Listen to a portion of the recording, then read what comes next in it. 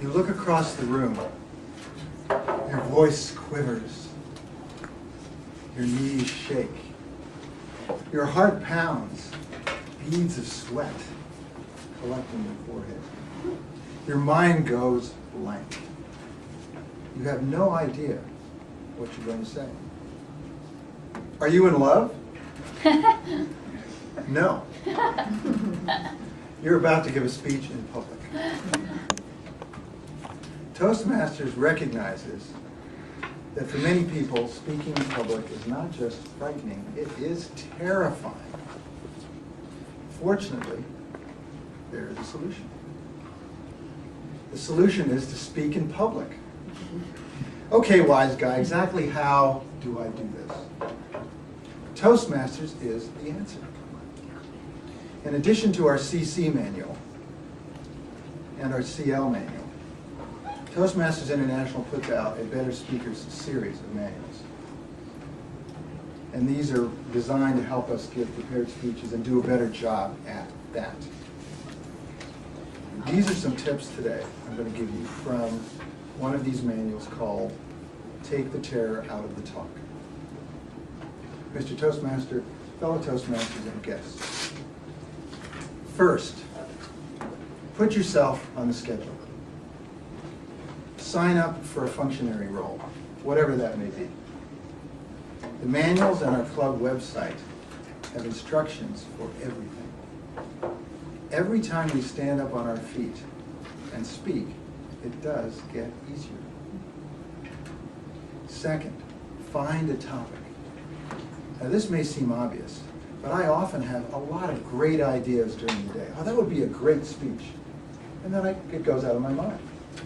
Later in the day, I'm trying to remember, I had that great idea for a speech, where did it go?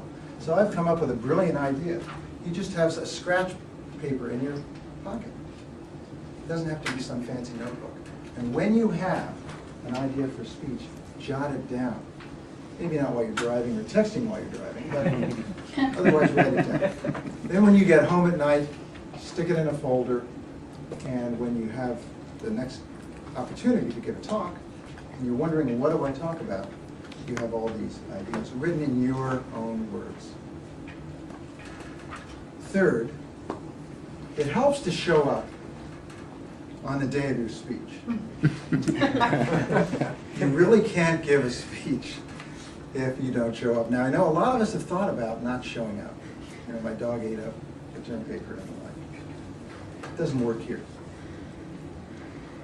Fourth, practice, rehearse, and remove all the stressors that you can. So get here early. Bag the caffeine and other stimulants. Speaking in public is stimulating enough. Maybe too much. Check the mirror and be sure that I don't have any spinach between my teeth or any other problems like that. Fifth, have a powerful beginning. Last week we had 2 outstanding speeches and 2 outstanding beginnings. Kat began her speech, which was an icebreaker, so she's introducing herself to us in the club. And she said, "Who is Kat Grant? I have no idea." So I think I'll tell you a few things about myself. And she then proceeded to do that. And in the course of doing that, we learned who she was. It was a charming, disarming, upbeat beginning. We were hooked. And Aaron Sanchez began with divorce. Do you know anybody who's been divorced? Well, now you do.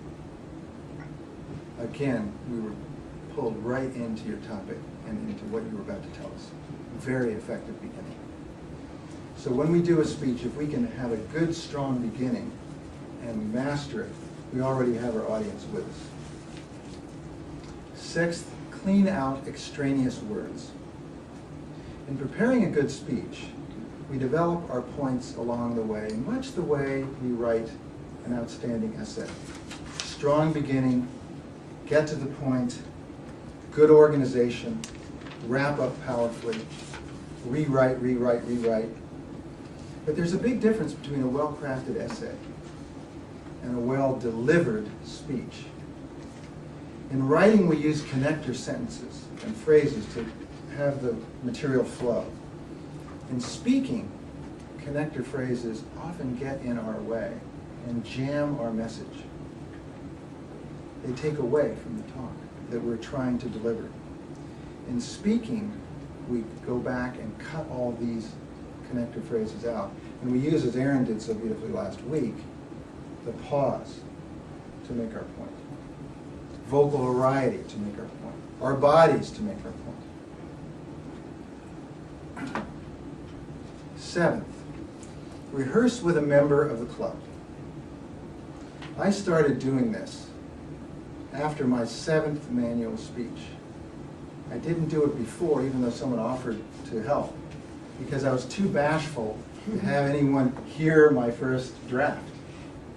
So this was shooting myself in the foot, because I wasn't getting help.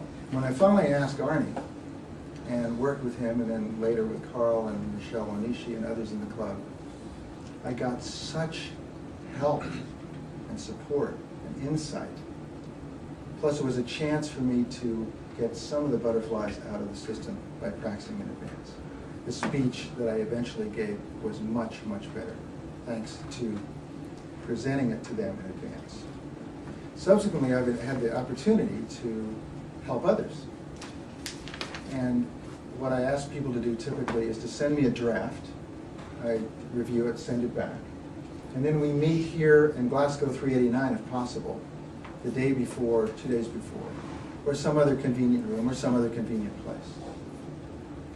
And we hear the speech together. The speech is given to me, and I time it, I listen to it, I dissect it, and we sit down and decide, how can we make this better? Inevitably, there's a lot of cutting going on, a lot of removal of unnecessary material. Sometimes we rearrange it. Sometimes a new idea comes up. And then the person takes it home and does whatever they want to do with it. And inevitably, when I hear that speech the next day, it's a totally different speech, and always has been a totally improved speech. So it's a remarkable transformation that happens between two people in this club working on a common goal. 8th, we can take what we learn here in Toastmasters and take it out into the rest of our life in practice. Isn't that, after all, why we join Toastmasters? So we can be better speakers, not necessarily in this room, but in our outside life. We can practice by ourselves forever. We can talk to our cat, even to our spouse. But if we don't speak in public, we'll never become good public speakers.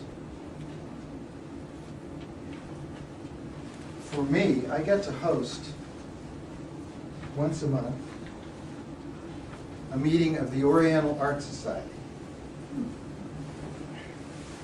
of the Monterey Peninsula. I've been doing this for about 6 months.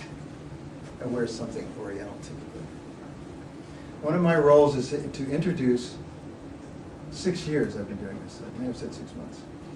One of my roles is to introduce the speaker for our monthly talk and to give an annual report on the state of the association.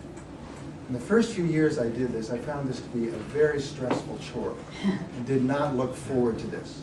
I've been in Toastmasters about 4 years now. And as I learned some better skills and learned how to speak, I got better and better at doing this, to the point that now I actually look forward to each month to do this. It's fun.